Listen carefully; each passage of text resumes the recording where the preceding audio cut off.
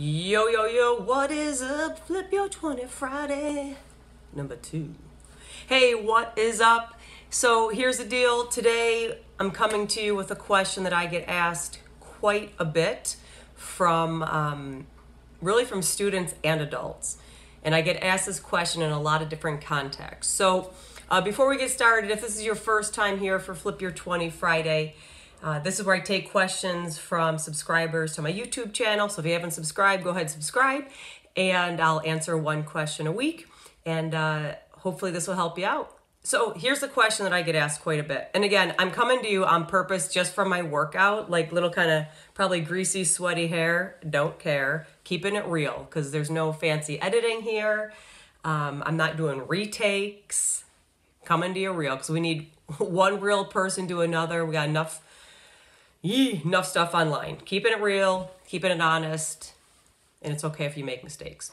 So the question that I get is, how do I improve my performance? That's the first part of the question.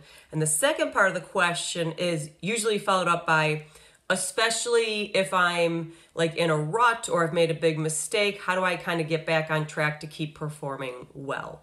And the context comes in forms of either sports performance in something creative like maybe a solo on stage or the lead in a play, or you just got first chair in orchestra.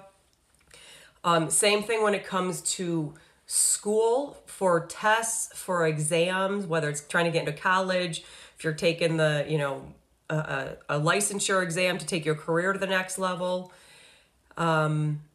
Those are the main contexts that I get asked this question about: how to perform better, or after you goof, like maybe did bad on the exam, or, you're shooting air balls in basketball, whatever the case might be, or you goofed in your solo, how do you get back on track and keep performing well? So I'm going to try to hit it from a couple different angles because there's a lot of different contexts. So basically, I think, and from my experience, there's two main components to performing well. The first, I think, should be fairly obvious, which is you gotta do the work. I don't mean to be so duh, but you gotta do the work. You have to be, depending on what level you wanna be at. If you wanna be absolutely amazing next level, like nobody can touch you, you gotta be obsessed. Obsessed with rehearsal, practices, putting in the reps. There just is no shortcut to success. I mean, you gotta put in the hard work.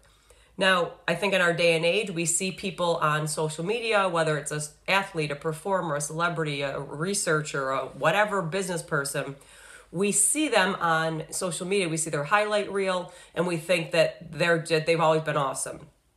But what's really important to remember is, and this might be a very common quote, I'm going to borrow it, every expert was once a beginner. Like, no matter who it is, in the business world, in education, in sports, and music, and whatever, they didn't just come out as a prodigy. That's why prodigies are so rare, right? You have to start somewhere. It's okay to not be good at something in the beginning, but you keep working hard, obviously, and you start to get better. So you have to do the hard work. You have to have the skill. You have to know what you're doing. Should be a no-brainer, but just want to bring that back into focus because there's a lot of comparison online. But the second part that I don't think is talked about as much or is practiced as much to perform better, or especially when you're off your game, and that is the mental practice of visualization. I'm all about mindset and flipping your 20. Like, if you keep missing your shots and you say, well, I must be bad today, or I will never get better, or I must stink all of a sudden. Well, if that's look, your 20 cents, what you see is what you get. If you want to keep thinking you're bad, you're going to have a bad day, it's going to keep being a bad day. All right, you're going to keep missing the shots. Or you can flip your 20. If you don't know what that is, go back to the first Monday with Molly to get caught up. It's all in there. The goodness is in there. But flip your 20s. Yeah, I'm having a bad shot, or I missed a couple notes, or I didn't do as well in the exam. Fine, you got to flip your 20 and go, what do I do now? How can I do better for the next opportunity, or the next test, or the next performance, the next game? So the visualization piece is critical. Every successful person who has to do any kind of performing has a mental coach or a visualization coach or some kind of mindset coach. It's not even negotiable. And the purpose of visualization, the power of it is this. Again, I'm just going to pick basketball. You can pick whatever your thing is. But I got to put in the shots. I got to do all the shots, take the shots. So my muscle memory is there. I got to put in the work. But off the court, I have to picture in my quiet space, picture in my head, every shot being perfect. Every shot being perfect. Now, if you've listened to me before, you've ever heard me talk, I will be the first to say perfection is not a human quality. I believe that. Instead of perfection, flip your 20, strive for excellence, totally different mindset. However, in this context where we're simply visualizing, we're not doing anything, just laying still, visualizing, you absolutely can picture the perfect shot, the perfect performance on stage, the perfect comprehension of the test or exam questions, the perfect presentation in your class or your perfect pitch at work. Visualization, your mind doesn't actually know if you're doing the thing or not, but as you tell it and you are showing it over and over what perfect looks like, then when you go to perform, combined with doing the work, now you start to work towards your next level. Like the research is out, the science is out behind visualization. So I also often think of this too with people who are, like when I was a teacher going into a test, I'd have kids come in, like really smart kids, and they'd come in and be like, oh my God, I'm going to fail. And I was like, ew, gross. Hashtag don't be gross. I was like, oh, you're going to fail? Oh, all right, well, to take a nap, I'll just put the F on the paper. Well, no. I'm like, well, you're not going to fail. But see, they'd come in, and I bet some of you, you may have done this before, whether it's a school test, again, taking a licensure exam to take your career to the next level. We get so worried about what's going to go wrong that we panic, we get anxiety, and then you can't focus because you're worried about what's going to go wrong. You got to flip your 20 and do the visualization before and literally picture yourself. So any of you who are still in school, literally picture yourself beforehand, walking into the classroom or the exam room calm, sitting down, being comfortable. All your pencils are sharpened. You have your highlight, literally, and notice that I'm changing my voice. Because when you visualize, you can talk yourself through it just like this too. Calm, compose. Picture yourself reading a tough question or on that tough topic and understanding it and starting to get into flow state. It works.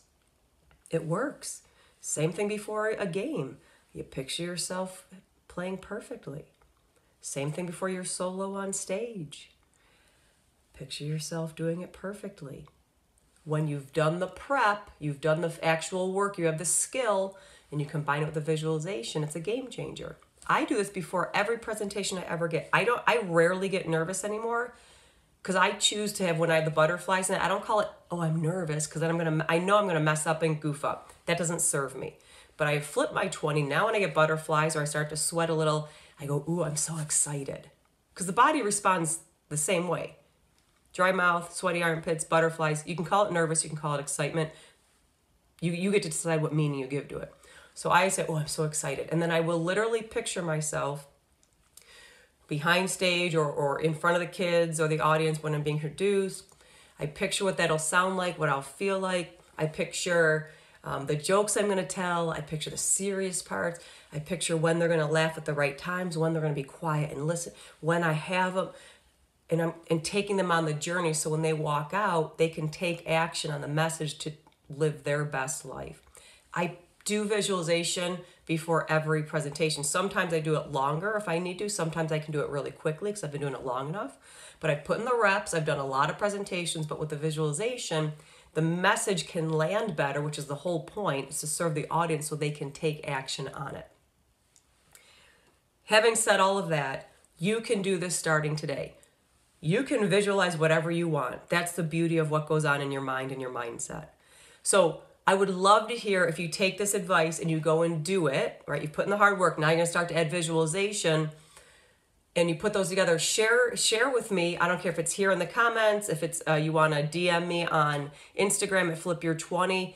Let me know how it's worked for you. If you need further clarification or anything else, I'm happy to clarify, give more detail, give a specific example that maybe I didn't do here to help serve you so you can live your best life and take your life to your next level, because only you can.